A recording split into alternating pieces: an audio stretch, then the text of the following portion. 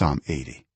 For the director of music, to the tune of the lilies of the covenant, of Asaph, a psalm. Hear us, shepherd of Israel, you who lead Joseph like a flock, you who sit enthroned between the cherubim. Shine forth before Ephraim, Benjamin, and Manasseh. Awaken your might, come and save us. Restore us, O God, make your face shine on us, that we may be saved. How long, Lord God Almighty, will your anger smolder against the prayers of your people? You have fed them with the bread of tears, you have made them drink tears by the bowlful.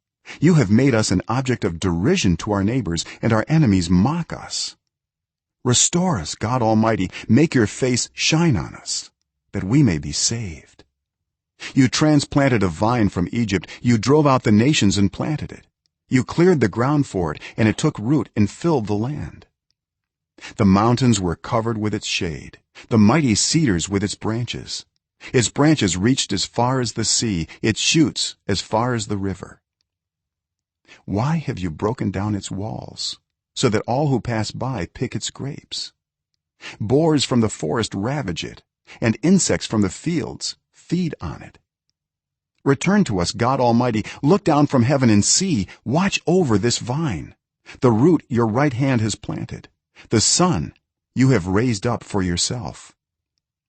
Your vine is cut down, it is burned with fire.